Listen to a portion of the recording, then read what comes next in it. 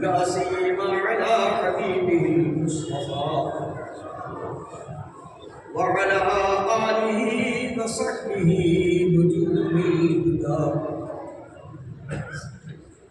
أما بعد فأعوذ بالله من الشيطان الرجيم.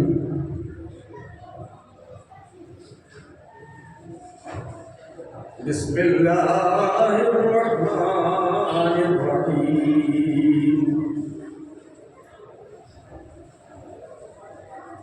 ومن يتق الله يجعل له مخرجا ويرزقه من حيث لا يحتسب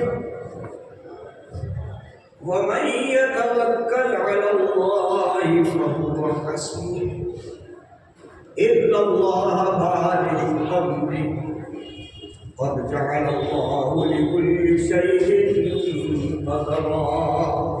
صدق الله مولانا العلي العظيم وصدق رسوله النبي الأمين الكريم ونحن على ذلك لمن الشاهدين والشاكرين والحمد لله رب العالمين.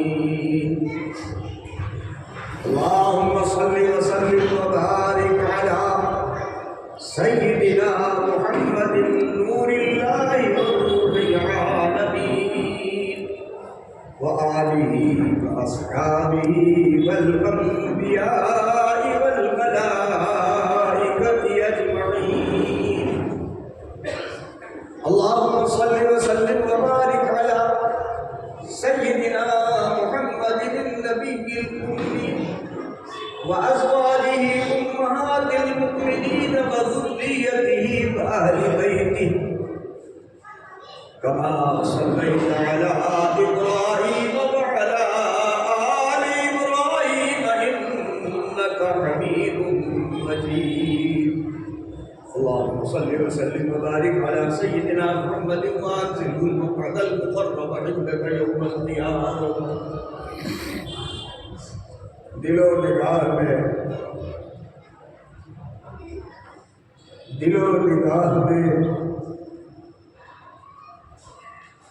نگاہ میں تصویریں یاد رہتی ہیں. دل و نگاہ میں تصویریں یاد رہتی ہے. میرے چمن میں ہمیشہ بہار. سبحان اللہ سبحان اللہ. دل و نگاہ میں تصویریں یاد رہتی ہے. میرے چمن میں ہمیشہ بہار رہتی ہے. جبین شوق وہی پروقار رہتی ہے. جبین شوق وہی پروقار رہتی ہے. تمہارے در پہ جو سجدہ گزار ہے. سبحان اللہ سبحان اللہ. جبین شوق وہی پروقار رہتی ہے. تمہارے در پہ جو سجدہ گزار رہتی ہے. ادا ہوا نہ کبھی حق بندگی ہم سے. ادا ہوا نہ کبھی حق بندگی ہم سے. اسی لیے تو نظر شرمسار رہتی ہے. ادا ہوا نہ کبھی حق بندگی ہم سے. اسی لیے تو نظر شرمسار رہتی ہے. جبین شوق وہی پروقار رہتی ہے. تمہارے در پہ جو سجدہ گزار رہتی ہے. اب آپ حضرات میں شریف سنا دیں. اللہم صلی علی مولانا محمد وعلی آل سیدنا محمد وبارک وسلم. مولانا محمد صلی اللہ علیہ وسلم علیہ صلاۃ و سلام علیک یا رسول اللہ.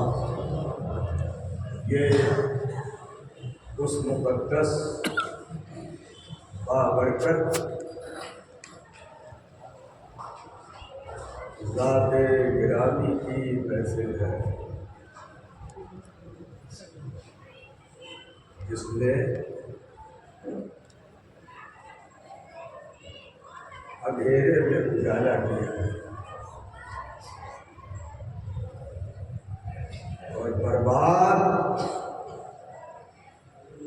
زندگی کو آباد کیا ہے. ان کا نام نامی اس میں گرامی آقا نامی ہے. اور جب حضرت آقا نامی پیدا ہوئے تو ایک کامل مجذوب ولی دروازے پہ آیا.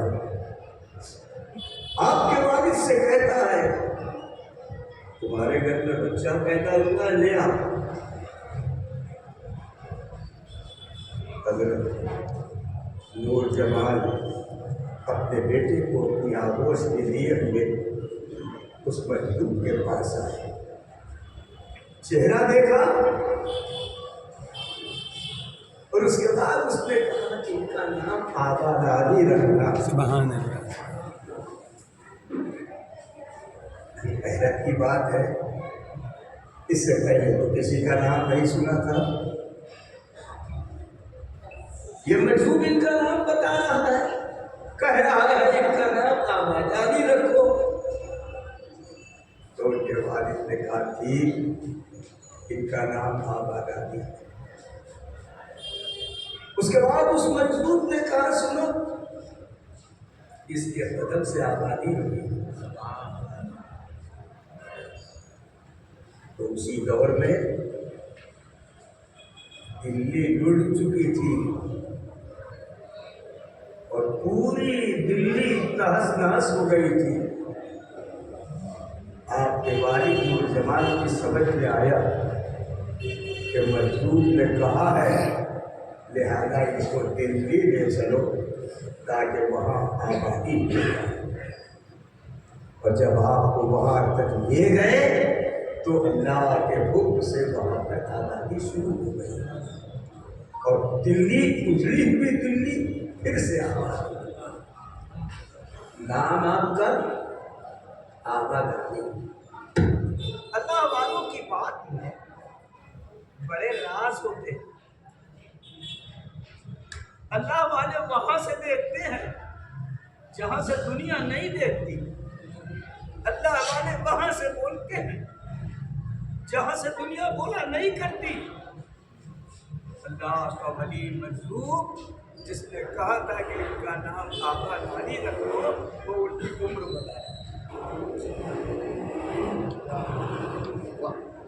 وہ مجذوب ولی ان کی عمر بتا رہا تھا. اور اس میں جب آباد علی نام کو علم العادات کے اعتبار سے دیکھا گیا تو آباد علی میں پہلے الف ہے. الف کا عدد 1, اس کے بعد ہے بے, اس کا عدد ہے 2, 1 اور 2 3, پھر ہے الف, اس کا عدد ہے 1, اب 4 ہو گئے. پھر دال کا عدد ہے 4, 4 4 8 ہوئے. اور پھر اس کے بعد الف, اس کا عدد ہے 1, 8 اور 1 9. نون کے عدد ہے 50. کتنے ہوئے؟ کتنے عدد ہوئے؟ 59. اور یہ کے عدد ہے 10. کتنے عدد ہوئے؟ 69. مجذوب نے بھی کیا اچھا سا نام بتایا تھا. مجذوب نے بتایا کہ ان کا نام آباد علی رکھو. مطلب یہ تھا کہ ان کی عمر 69 سال. اور آپ دنیا میں 69 سال تک زندہ رہے اور رب خدا کو فیض ہو جاتے ہیں. شاہ بادشاہ آپ کے پاس آتا ہے, کہتا ہے اسے کب خدا چھین لیا. میری آنکھوں سے روشنی کم کر دی. آپ میرے لیے دعا کیجیے اللہ پھر سے مجھے تخت سلطنت عطا کرے. شاہ آباد نے واقعی ان کی نگاہ کیا تھی, لوہے محفوظ دیکھ رہے تھے, آنکھیں بند تھی. کچھ دیر تک سر جھکائے رہے اور اس کے بعد ارشاد فرماتے ہیں جا تیری سلطنت کے ابھی 4.5 سال ہے, اللہ مجھے پھر سے سلطنت عطا کرے. سبحان اللہ سبحان اللہ. اور اس کے بعد پروردگار عالم نے ان کو ہندوستان کا تاج عطا فرمایا. بہت سے لوگ منمانے طور پر ان کی سمجھ میں بات نہیں آتی کہ یہ آبادانی کیا ہے. ہم اگر برباد ہو جاؤ تو ان کا نام لینا آباد ہو جاؤ. سبحان اللہ. بیمار ہو اللہ سے ان کے وسیلے سے دعا کرو تمہیں شفا مل جائے گی. پریشان ہو ان کے وسیلے سے دعا کرو اللہ تمہاری پریشانی دور فرما دے گا. وہ آبادانی ہے پروردگار نے انہیں اسی لیے پیدا فرمایا تھا کہ خلق خدا کو فیض پہنچائیں اور دنیا کو آباد کر دیں. دنیا برباد کرنے کی جگہ نہیں ہے بابا.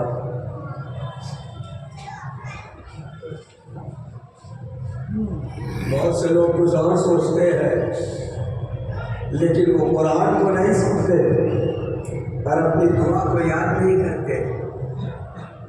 وہ کہتے کیا ہے, ربنا آتنا فی الدنیا حسنۃ وفی الآخرۃ حسنۃ. تو صرف دنیا ہی نہیں مانتے, صرف آخرت ہی نہیں مانتے, دونوں مانتے. اے اللہ مجھے دنیا بھی دے اور مجھے آخرت کی بھی بھلائی عطا فرما دے.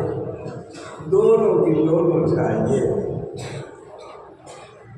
جو لوگ اللہ تبارک و تعالی جل مجدہ کے کامل ولی تھے, ان کو پروردگار عالم نے درجہ کمال عطا فرمایا اور ان کے قلبوں کی پھول دولت بن کر کے انسانی زندگی کے کام آئی. حضرت سیدنا خواجہ عبید اللہ ہلال رحمۃ اللہ تعالی علیہ تشریف فرما ہے. ایک شخص آتا ہے, فقیر ہے, آگے کہتا ہے یہ تاہم صاحب یہ شان و شوکت فقیر کے لیے تو نہیں ہے. پہلے ایک بات سنو, حضور غوث الوقت جناب ربانی مولانا محمد کامل ربانی اسی نسل سے ہے جس میں بادشاہ سلسلہ پر سلسلہ چل جائے, اور اسی لیے آپ نے وہی شاہانہ لباس اپنی فقیرانہ زندگی میں اختیار کیا. تو حضرت خواجہ عبید اللہ ہلال کے رہا کہ وہی کہتا ہے کیسے فقیر ہے کہ دنیا اپنے گھر میں رکھتے ہیں اتنی دولت کا حال یہ ہے کہ سونے کی میخیں گڑی ہوئی تھی زمین میں اور اس میں خواجہ عبید اللہ ہلال کے گھوڑے باندھے جاتے تھے. ان کے راستے میں فرش مخدوم بچھا ہوا تھا. ان کے کمرے میں جس میں وہ آرام کرتے تھے سردی مسحری ریشمی قالین طرح طرح کی چیزیں جو آرائش کی تھی, رہائش کی تھی, وہ سب وہاں موجود.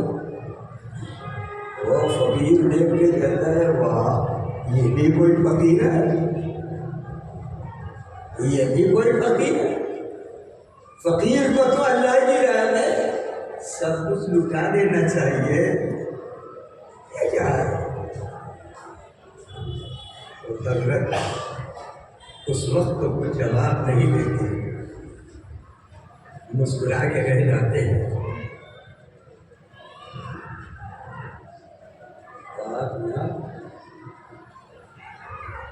اللہ کا نیک بندہ آیا ہے، اس کے لیے کھانے کا انتظام کرو، دسترخوان بچھاؤ۔ اب تو اس کے سامنے دسترخوان بچھا تو وہ معمولی دسترخوان نہیں تھا، آنے والے کی حیثیت کے مطابق دسترخوان نہیں بچھایا جاتا، دسترخوان تم اپنی حیثیت کے ساتھ بچھا۔ خواجہ عبید اللہ نے نہایت یقین کی دسترخوان بچھایا، اعلیٰ درجے کا مرتب کھانا رکھا اور کہا کھا لیجیے۔ کہتا ہے ارے یہ بھی کوئی فقیر ہے، مرغن کھانا کھاتے ہیں، ارے سوکھی روٹی کھانی چاہیے، ساگ کھانا چاہیے، نفس کشی کرنی چاہیے، ابھی تو بالکل بھرے ہوئے ہیں، ہر چیز ان کی یہاں موجود ہے۔ مجھے بھی دل میں اعتراض کرتا ہے۔ آپ نے فرمایا بسم اللہ، قطرہ خون جگر سے کی تواضع عشق کی، قطرہ خون جگر سے کی تواضع عشق کی، تھا میرے گھر میں جو کچھ مہمان کے آگے رکھ دیا۔ قطرہ خون جگر سے کی تواضع عشق کی، تھا میرے گھر میں جو کچھ مہمان کے آگے رکھ دیا۔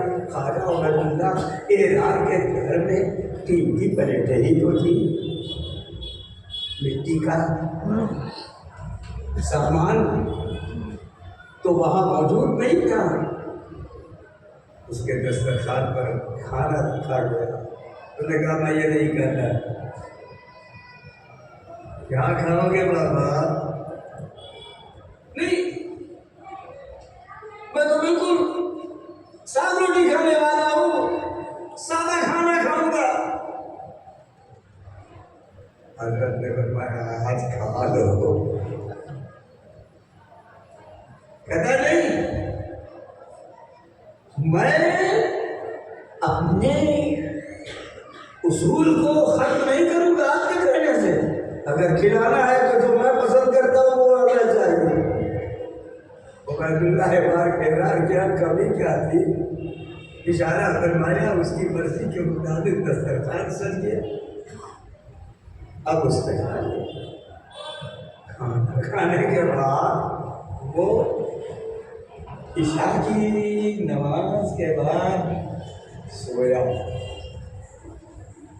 تو سو گیا، گہری نیند سویا، مگر اس کے دل میں یہ سوچ رہا تھا کہ یہ بھی خوب ولی ہے، بڑے ولی ہے، ارے ان کے یہاں سب کچھ ہے، اللہ کے واسطے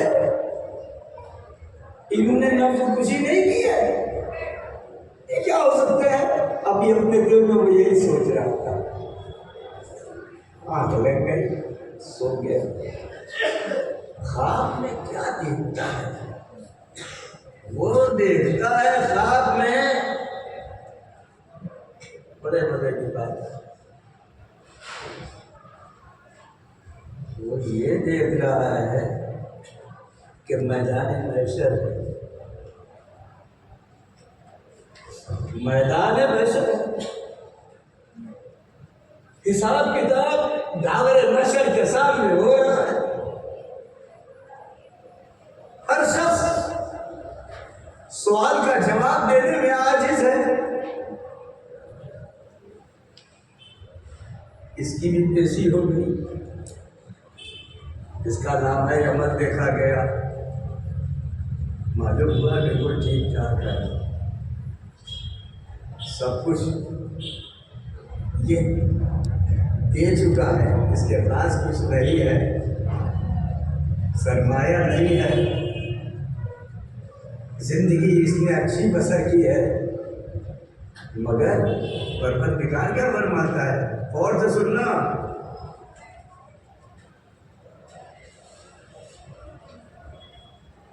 فمن يعمل مثقال ذرة خيرا يره ومن يعمل مثقال ذرة شرا يره۔ اور ایک ذرہ بھی اگر تمہارے عمل کا کہیں ہوگا، پروردگار اسے سامنے کر دے گا۔ اس فقیر سے پروردگار فرماتا ہے کہ تمہارے ذمے 1 روپیہ قرض کا ہے، فلاں شخص کا، جو تم نے ادا نہیں کیا ہے اپنی زندگی میں، آج اس کو ادا کرو۔ دیکھو یہ باقیدار کھڑا ہے، اسے دینا ہے، اگر تم دے رہے ہیں تو ٹھیک، نہیں تو سزا کے طور پر جہنم۔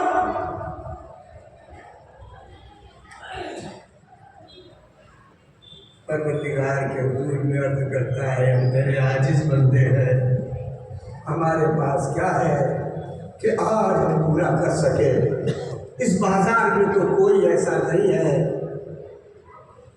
پروردگار مجھے اجازت دے، اتنی مہلت دے کہ میں میدان محشر میں کسی سے ایک پیسہ مانگ کے لے۔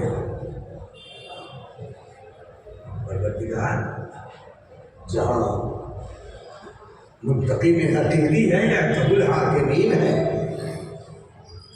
وہ فرماتا ہے اچھا جاؤ، تمہیں کہیں سے مل جائے تو لے آؤ۔ وہ پھر میدان محشر میں گھومنے لگا،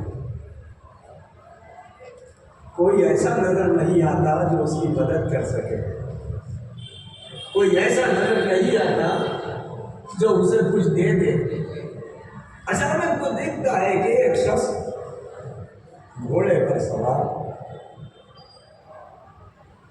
شاہی مقتل اور سارا انتظام شاہانہ اس گھوڑے کے ساتھ، اس کے اوپر ایک شخص بیٹھے ہوئے، چہرے کے اوپر زردی نقاب ڈالے ہوئے ہیں، نہایت اعلیٰ درجے کی قبا جسم کے اوپر ہے، اور وہ چلے جا رہے ہیں۔ یہ جا کے ان کے سامنے کھڑا ہو گیا، وہاں معلوم ہوتا ہے کہ کچھ رئیس ہے،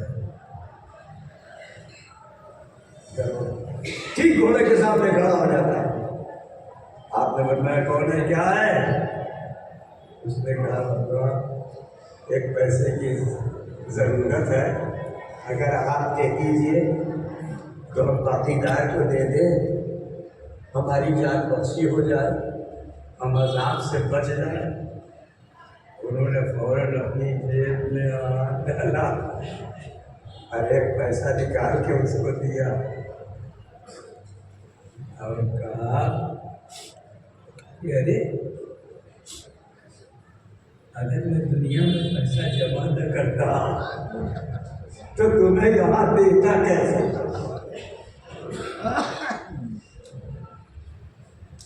میں دنیا میں جمع کیا، تمہیں دیتا کیسے؟ پیسہ مل گیا، بہت خوش ہو گیا، تو کہا سرکار ذرا اپنا چہرہ تو دکھا دیجیے، اس میدان محشر میں کوئی ایسا نیک، کوئی ایسا سخی، کوئی ایسا غریب دکھائی نہیں دیتا، ماں باپ بھی اپنا دامن جھاڑے ہوئے ہیں، کوئی کچھ دینے والا نہیں۔ آپ نے ایسے وقت میں مہربانی کی، آپ کون ہیں؟ تو آپ نے اپنے چہرے سے نقاب ہٹائی تو وہ دیکھتا ہے خواجہ عبیداللہ حیرانی ہے۔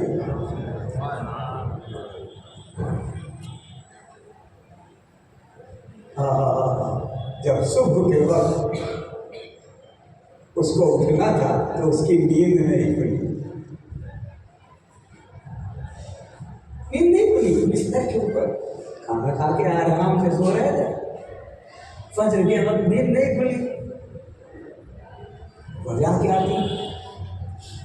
وہ تو سو رہا تھا آرام کے ساتھ. سخت سردی کا زمانہ، کڑکڑاتا ہوا جاڑا.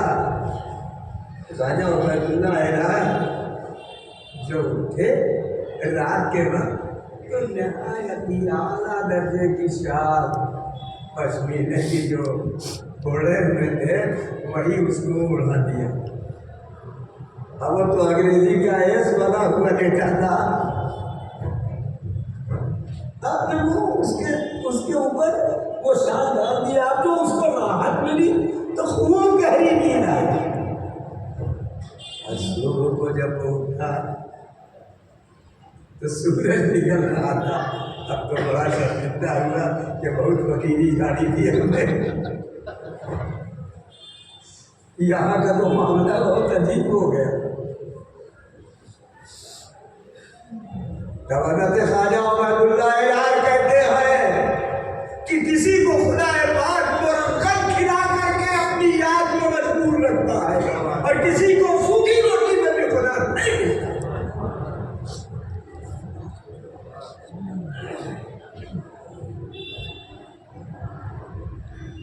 ذہن میں رکھو حضرت صدیق اکبر رضی اللہ تعالیٰ رسول اللہ کے جانشین تھے. نہیں سمجھ میں آئے گا آپ کے دور بہت عجیب ہے. اپنا عقیدہ اپنے علماء سے سیکھتے نہیں، غیروں کی بات سن کے اس کے جھانسے میں آ جاتے ہیں. طبیعت بدل جاتی ہے، ایمان بدل جاتا ہے، عقیدہ بدل جاتا ہے، ذہن بدل جاتا ہے دوسروں کی بات سن کے. تم نے کبھی اپنے علماء سے پوچھا کہ فاتحہ دینا کہاں سے جائز ہے؟ جب تمہیں نہیں معلوم تو غیر کی بات کیوں کر سنتے ہو؟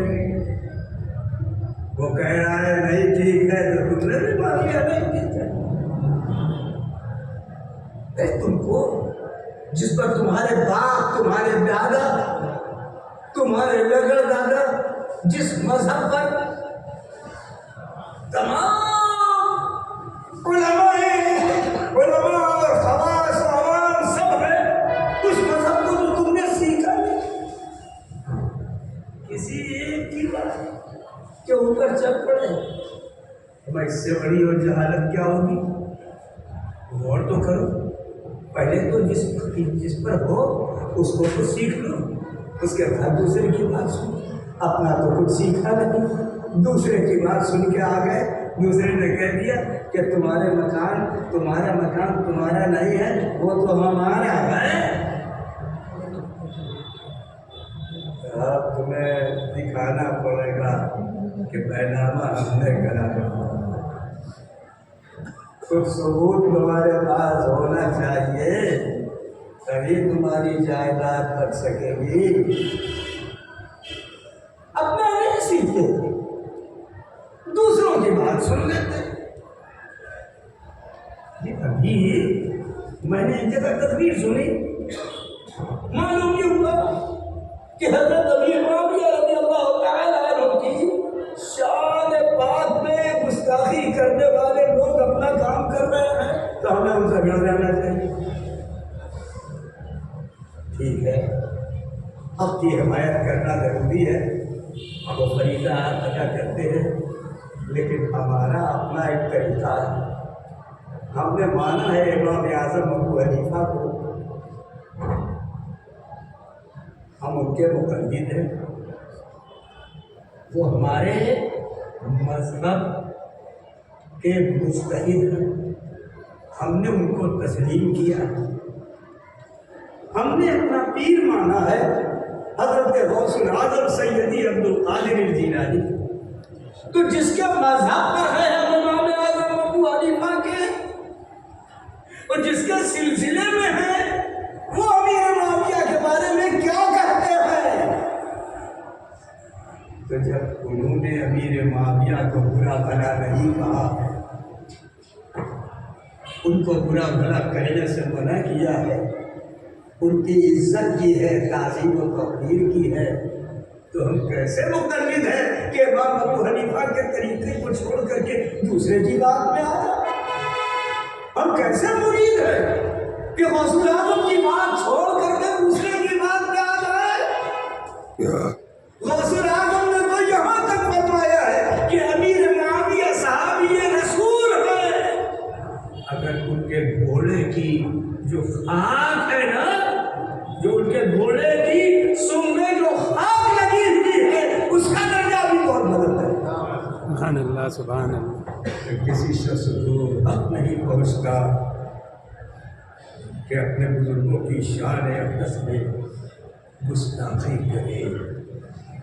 بات ذہن میں رکھو، ذہن میں رکھو بات۔ مشاجرات صحابہ میں کسی کو دخل دینے کی ضرورت نہیں ہے۔ میرے چراغ الگ ہے، تیرے چراغ الگ، مگر کہیں سے اجالا الگ نہیں ہوتا۔ صحابہ کرام نے اپنی جان کا نذرانہ پیش کرنے والے سب تھے، لیکن ان میں کوئی ایسا تھا، کوئی ایسا تھا جس نے اپنی جان کی بازی لگا کر کے کوئی لقب حاصل کر لیا۔ کوئی ایسا تھا جس نے اپنی جان کی بازی لگائی اور راہ خدا میں شہید ہو گیا۔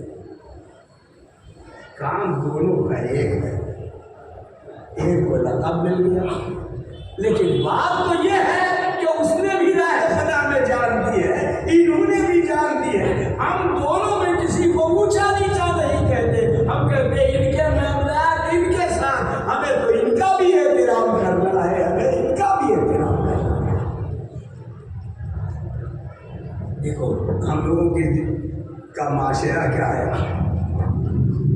دو بھائی ہیں، بھائیوں میں آپس میں کچھ تکرار ہوئی، کچھ لین دین کے معاملے میں جھگڑا ہوا، تو دونوں بھائی اپنا لڑ رہے تھے، سمجھ رہے تھے۔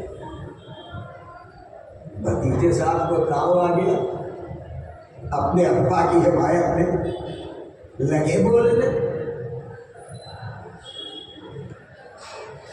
تو شرافت کس کو کہتے ہیں یہی سے بات سمجھ میں آتی ہے۔ فوراً ہی باپ نے اپنے بیٹے کو تنبیہ کی، یہ معاملہ ہم دونوں بھائی کا ہے، تمہارا حق نہیں ہے کہ تم ہمارے بھائی کی شان میں گستاخی کرو اور ان کے سامنے کھڑے کرو۔ تو صحابہ کرام کا معاملہ صحابہ کرام کے ساتھ تھا، انہوں نے جب ایک دوسرے کو کچھ نہیں کہا اور اپنا سمجھا، تو ہم کون ہوتے ہیں ان کی شان اقدس میں فرق ڈالنے والے، اور ہم کون ہوتے ہیں کہ ان کو برا بتاتے ہیں کہ ان میں یہ بات ہے اور ان میں یہ بات ہے۔ 1500 سال گزر گئے، جو معاملہ ان کا ہے اس کو دیکھو، میرے نبی نے کوئی تخصیص نہیں کی ہے، اگر تخصیص کی ہے تو کوئی مولوی صاحب نے تو بتایا، میرے نبی نے کوئی تخصیص نہیں کی۔ کیا فرمایا؟ اصحابی کالنجوم بأیہم اقتدیتم اہتدیتم، میرے صحابہ ستاروں کی مانند ہے، میرے صحابہ ستاروں کی مانند ہے، ان میں سے تم جن کی ابتدا کرو گے ہدایت پا جاؤ گے۔ تو جب میرے نبی نے عام طور پر فرما دیا کہ میرے صحابہ یہ چمکتے ہوئے ہدایت کے ستارے ہیں، تو کسی شخص کو اس کی ہمت نہیں کرنا چاہیے کہ صحابہ کرام کی شان عالی میں ایک لفظ بھی اختیار کرے۔ آپ غور کریں، قرآن مجید پڑھو، اعوذ باللہ من الشیطان الرجیم، محمد رسول اللہ محمد اللہ کے رسول ہیں. محمد رسول اللہ والذین آمنوا معه اشداء علی الکفار رحماء بینہم تراہم رکعا سجدا یبتغون فضلا من اللہ ورضوانا سیماہم فی وجوہہم من اثر السجود. قرآن مجید میں اس میں ہے کیا؟ روایت میں نے پڑھی، ٹکڑا ٹکڑا کر کے پڑھنے کی وجہ یہ ہے کہ آپ کو ہر بات سمجھ میں آ جائے. یہ نہ سمجھیے کہ مجھے قرآن پڑھنے نہیں آتا. محمد رسول اللہ، محمد اللہ کے رسول ہے. والذین معه، اور ان کے ساتھی صحابہ کرام، ان کی شان کیا ہے؟ اشداء علی الکفار، کافروں کے اوپر سخت، رحماء بینہم، آپس میں ایک دوسرے کے ساتھ رہتے،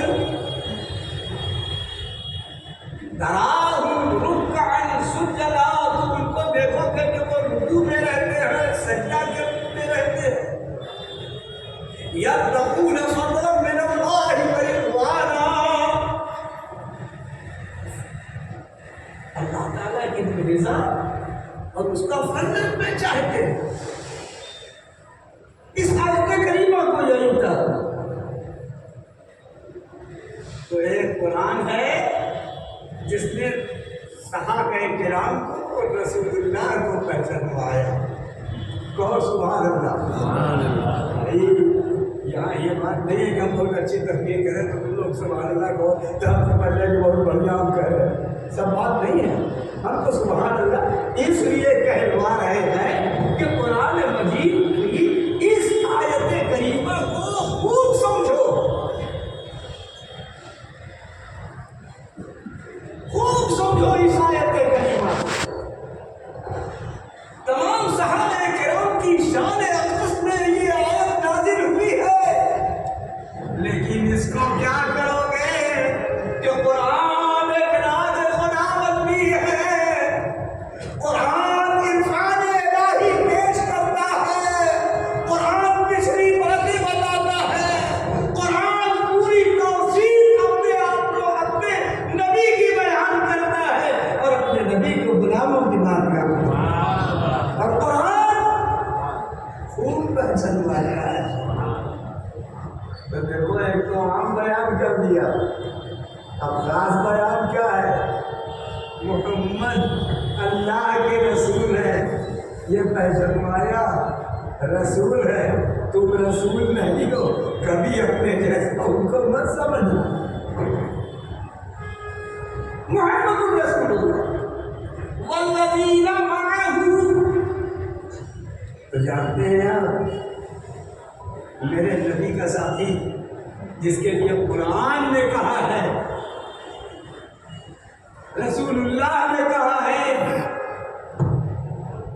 کہ اللہ ہمارے ساتھ ہے، وہ ذات گرامی ہے ابو بکر صدیق.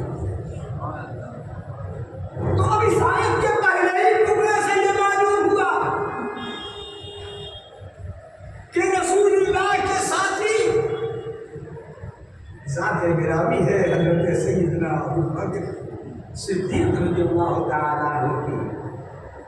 اور وہ ایسے ساتھی کہ بچپن میں نبی کے ساتھ ساتھ کھیلتے تھے، بچپن میں نبی کے ساتھ رہتے تھے، نبی پر سب سے پہلے ہی مان لیا، نبی کے ساتھ انہوں نے ہجرت فرمائی، نبی کے ساتھ انہوں نے اپنی زندگی گزاری، نبی کے بعد نیابت کا حق ادا کیا، اور پھر نبی کے بعد نبی کے پہلو میں حرام کر دیا. ارشاد سبحان اللہ سبحان. تو قرآن نے کہا والذین معه،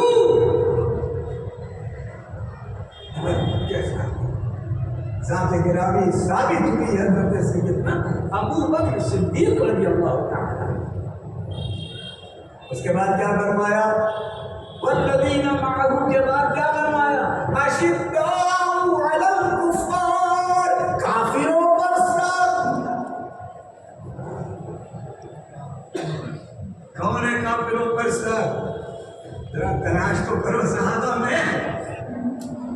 کافروں کے سبھی سخت ہیں، لیکن مشہور ہے ہمارے آقا امیر المومنین سیدنا عمر بن خطاب رضی اللہ تعالی، ان کی شان ہے اشداء علی الکفار. پھر اس کے بعد اشداء علی الکفار کے بعد کیا کہا؟ رحماء بینہم، بڑے رحم دل. یہ شان ہے حضرت سیدنا عثمان غنی رضی اللہ تعالیٰ عنہ کی. شہید ہو گئے لیکن ایک شخص کے قتل کو انہوں نے پسند نہیں.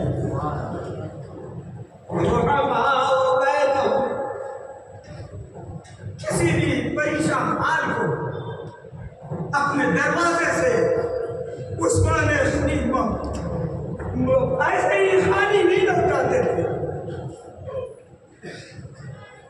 عثمان غنی کر کے آ گئے. سرکار دو عالم نے بتلایا ایک شخص سے جو بہت محتاج تھا، جاؤ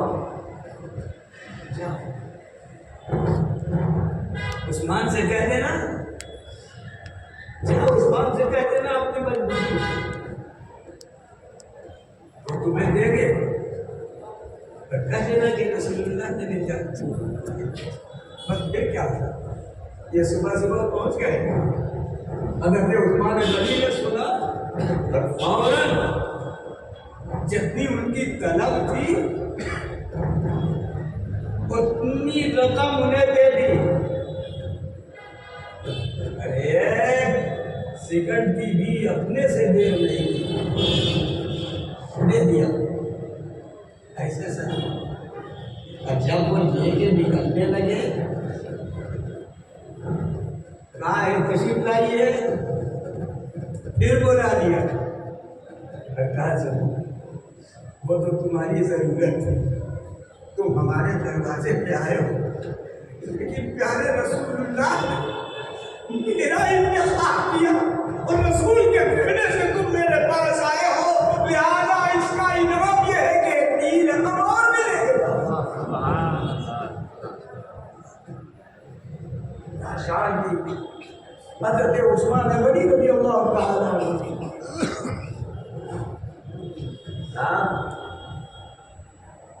رحماء بینہم کے بعد کیا ہے؟ تراہم، تم لوگ ان کو دیکھو گے رکعن سجدا، تم انہیں رکوع میں دیکھو گے، تم انہیں سجدے میں دیکھو گے. تو حضرت علی جیسا رکوع کرنے والا اور سجدہ کرنے والا بے مثال دکھائی ہے.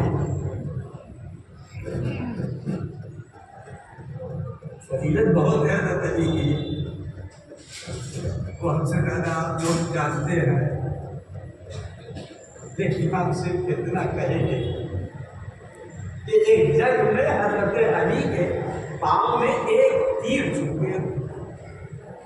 تیر بلدار تھا، آپ نے برما دیکھا ہوگا جسے چھید کرتے ہیں لکڑی میں، تو وہ تیر ویسے ہی تھا. آج عوام میں تیر جانتے ہیں، اس کو کمان کو کہتے ہیں تیر نہیں. جو کمان کے اندر رکھ کر کے چلائی جاتی ہے اس کو تیر کہتے ہیں. جو انسان کو چبھ جاتی ہے، زہر میں بجھائی ہوئی وہ تیر جو بلدار وہی چلایا. زخم کبھی اچھا نہیں ہوگا. حضرت علی کے پاؤں میں وہ لگ گیا. اس کی تکلیف سے حضرت علی تڑپ رہے تھے، بڑی تکلیف. زہر اپنا کام کرتا ہے، تیر کا زخم ایسا کاری تھا کہ وہ ان کو تڑپا رہا تھا. اگر کوئی نکالنے کے لیے اس کے ہاتھ لگاتا تو بے چین ہو جاتے حضرت علی، چھونے نہیں دیتے تھے کسی کو. مگر قربان جاؤ جن کے رکوع و سجدے کی ضمانت محمد رسول اللہ صلی اللہ علیہ وسلم دے رہے ہیں. فرماتے ہیں کہ میرے پیارے اصحاب نماز پڑھنے لگے. نماز کا وقت ہوگا تو ناک تکلیف ہو لیکن علی نماز پڑھیں گے. جب وہ نماز پڑھنے لگے تو اس وقت تم ان کا تیر نکالے. تو حضرت علی نے جیسے ہی نماز کی نیت کی، ایک صحابی آئے بڑے اطمینان سے گھما گھما کر کے اس تیر کو نکال لیا. لیکن حضرت علی کی عبادت میں کوئی فرق نہیں ہوا. آپ سمجھے چاروں صحابہ کیا ہیں؟ قرآن سے پوچھو، سمجھنے کی کوشش کرو. اللہ تعالیٰ نے رسول اللہ صلی اللہ علیہ وسلم کے ان خلفاء کو کیا درجہ دیا تھا؟ والذین معه اشداء علی الکفار رحماء بینہم تراہم رکعا سجدا یبتغون فضلا من اللہ ورضوانا سیماہم فی وجوہہم من اثر السجود. ان کی پیشانی سجدے کے اثر سے چمکتی ہے. ارے سجدہ تو بہت بڑی چیز ہے میاں. ایک آدمی ایسے ہی منہ دھو کے آوے، ارے ایک آدمی وضو کر کے آئے، دونوں کی صورت دیکھ لے. وضو کا ایک نور ہے جو چہرے سے آئے.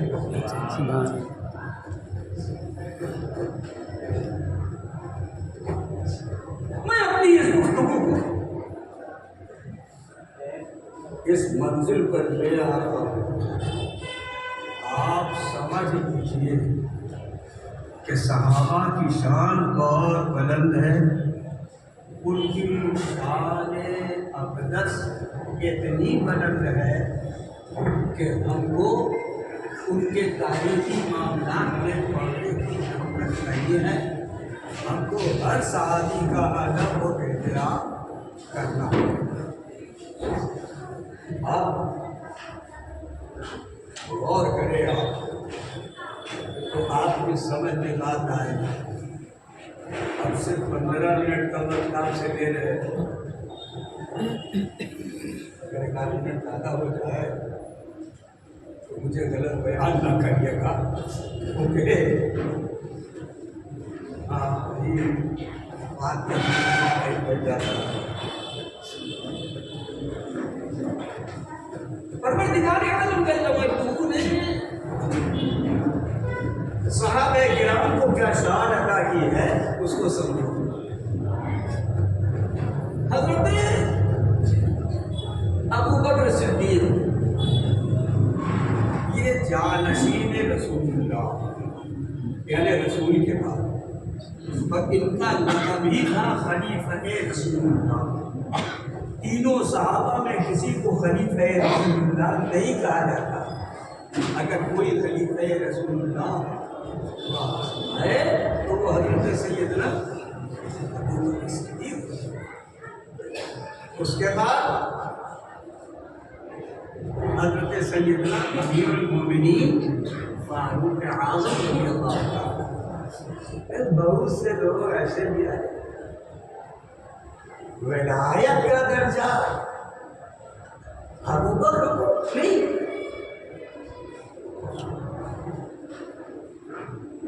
ولایت کا درجہ عمر فاروق کو نہیں. نادان پروردگار عالم نے ان دونوں کو رسول اللہ کی نبوت سے فائدہ دیا تھا. اس لیے ان دونوں کا درجہ और हजरत उस्मान गनी और अली का दर्जा विलायत से मुताबिक है, इनका दर्जा बड़ी शान है। अब आप कहोगे दलील, और दलील बहुत मशहूर है। रसूल पाक ने फरमाया अगर मेरे बाद कोई नबी होता तो उमर होता। समझ जो बात आई, रोकान नबी पानी लगा मैं, मेरे बाद अगर कोई नबी होता ये फैजान, और नबी के बगल में ये दोनों आदम पर पारे समान। और उसके बाद हजरत उस्मान गनी अल्लाह के ऐसे वली हैं कि रसूलुल्लाह ने अपनी दोनों प्यारी बेटियों को उनके साथ ब्याह किया। उनके फज़्ल व शरफ़ को प्यारे रसूल जानते थे। यहाँ तक फरमाते हैं कि उस्मान की शान ये है कि फरिश्ते भी इनसे हया करते हैं। सुभान अल्लाह। उसके बाद हज़रत अली तो अली माने बुलंद, अल्लाह ने उन्हें बुलंद किया है तो उन्हें नीचे करेंगे। अली सारे वलियों के सरदार मशहूर हो गए, और खुदा का एक फैसला है कि दुनिया अपनी आंखों से देखे। अली की विलायत, अली की विलायत का फैज सारी दुनिया में बढ़ता है। कहीं भी चले जाओ अली की विलायत मिलेगी। तुम जितने भी सलासिले औलिया अल्लाह हैं, चाहे वो नक्शबंदी हो, चाहे वो सोहरवर्दी हो, चाहे वो चिश्ती हो, फैजान अली सबको अल्लाह ने बड़ा दर्जा अता फरमाया।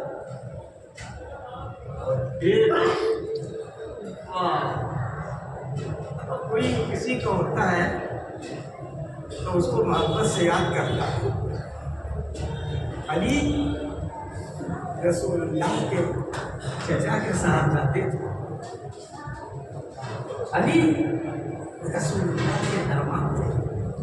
अली रसूलुल्लाह के जानिसार सब कुछ था। हज़रत अली के बारे में क्या फरमाया? फरमाते हैं मन कुन्तु मौला फअलियुन मौला। ए लोगों सुन लो, मैं जिसका आका हूँ अली भी उसके आका है। यही इसका मतलब है। तुम्हारी हुकूक मन कुन्तु मौला फअलियुन मौला,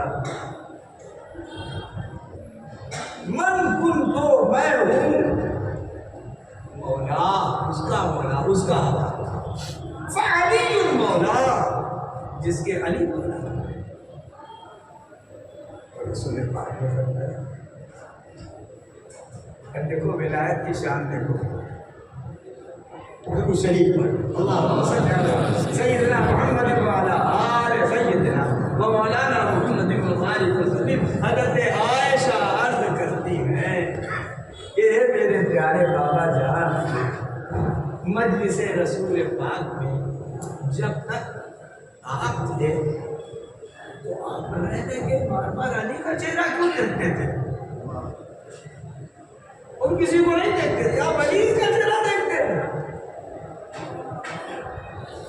हज़रत आयशा सवाल करती है तो हज़रत सिद्दीक़ अकबर ने फरमाया, देखो इन लोगों के अंदर कितनी बेनफ्सी थी। सिर्फ अपनी ही बड़ाई को नहीं देखना चाहिए, जिनमें जो सिफत है उसके ऊपर पर कुर्बान करते हैं। तो हज़रत सिद्दीक़ अकबर ने फरमाया, लोगों ए आयशा सुनो, रसूल पाक ने फरमाया कि जो अली का चेहरा देखे वो इबादत में है। तो मैं इस महफिल में रह रहे कि अली को ही देखता हूँ, उनका चेहरा देखता हूँ, ताकि जितना वक्त मेरा गुजरे वो इबादत में زبان میں بات آئی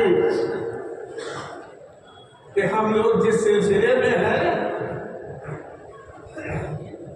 اس کی ولایت کا درجہ کیا ہے، اس کی شان کیا ہے، اس کے چہرے کی عظمت کیا ہے؟ ان کا لقب ہی ہے کرم اللہ وجہہ، اللہ نے ان کے چہرے کو مکرم کیا۔ شان ہے جس کی حضرت شیر خدا علی المرتضی کرم اللہ تعالی وجہہ۔ اب سلسلہ وہاں سے چلا، جب سلسلہ چل رہا ہے نا کہ حضرت امام حسن اور حضرت امام حسین، لیکن پروردگار نے حضرت امام حسن کو جو شان عطا کی تھی اس کی بھی کوئی مثال نہیں ہے، لیکن ساری دنیا میں جس کے ذریعہ عرفان الہی زیادہ تر پہنچا وہ ذات گرامی ہے حضرت امام حسین۔ تو جس سلسلے پر بھی نظر ڈال، بعد حضرت علی کے زیادہ نام حضرت امام حسین کیا ذات گرامی ہے حضرت سیدنا امام حسین رضی اللہ تعالیٰ عنہ۔ باپ کی عبادت کا تو یہ حال کہ پاؤں میں تیر چبھا ہوا ہے، اس کو نکالا جا رہا ہے۔ نماز میں ایسی اہمیت ہے کہ ان کو تیر کی تکلیف محسوس نہیں ہو رہی ہے۔ ان کا بیٹا حسین میدان کربلا میں تیر اور تلوار کی چھاؤں میں سجدے کر رہا ہے۔ ہم نے کیسا پیر پایا؟ ہم نے حسین جیسا پیر پایا، ہم نے شیر خدا جیسا پیر پایا۔ حضرت شیر خدا کے صاحبزادے حضرت امام حسین کے بعد حضرت امام زین العابدین، ارے عبادت کرنے والوں کی وہ زینت ہے۔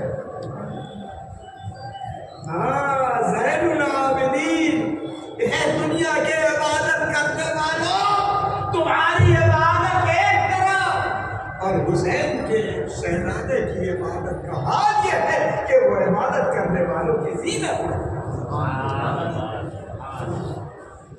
کسی کو کبھی موقع لگے گا تو ہم اس سلسلے کو تسلسل کے ساتھ بیان کریں گے۔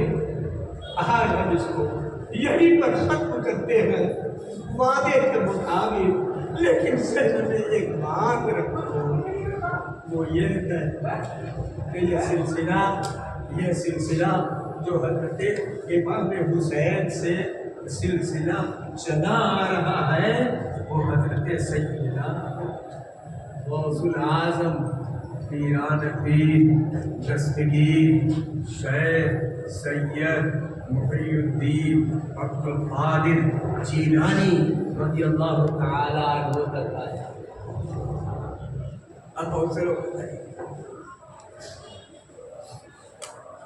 آپ لوگ ادھر نہیں دیکھتے، ادھر دیکھتے کیا ہوا ہے؟ کیا ادھر ادھر کی بات کرتے نہیں؟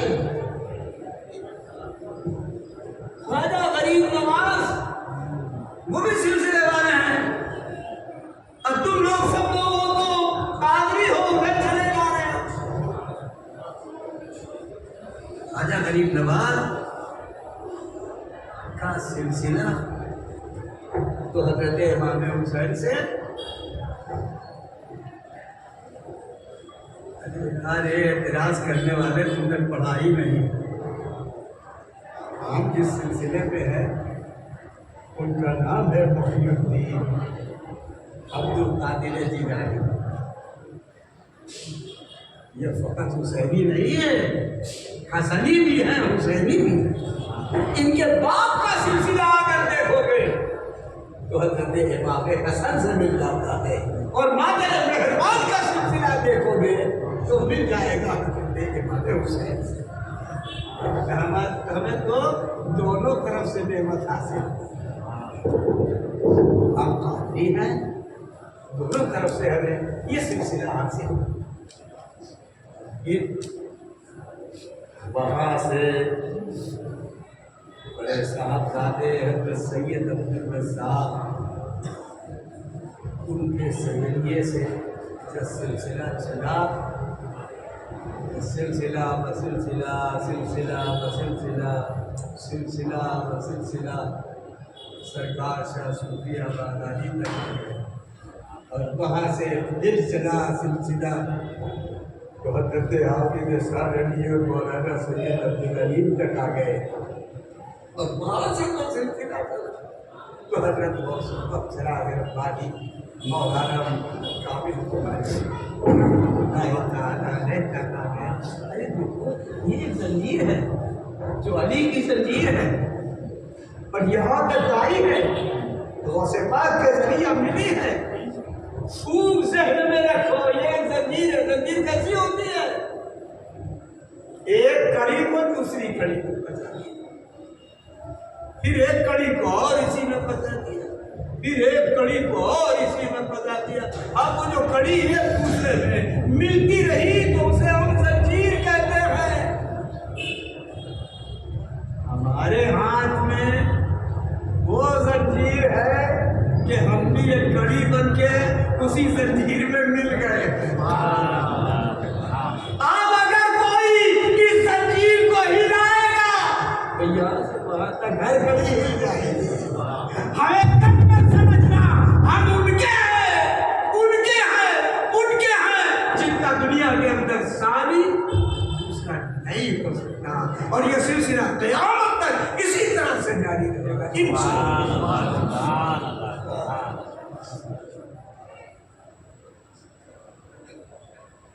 خدا کا نور کہیں آندھیوں سے بجھتا ہے، خدا کا نور کہیں آندھیوں سے بجھتا ہے؟ ارے رہے گا یوں ہی پروزہ چراغ ربانی، ہمیشہ یہ چراغ جلتا رہے گا، اور جب تک پروانے بن کے ہم اس شمع کے گرد رقص کرتے رہے بھی اپنی اپنی طرف رہے۔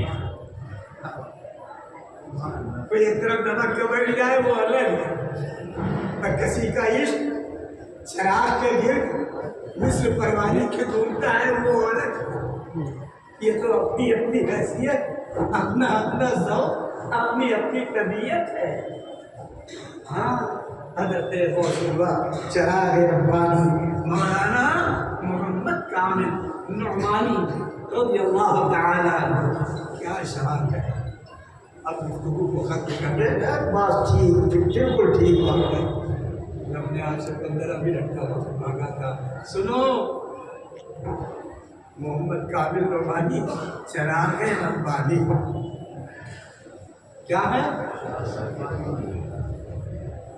خدا نے انہیں کو تو چراغ ربانی بنایا، اور کوئی کو دکھا، کسی اور کو دکھاؤ۔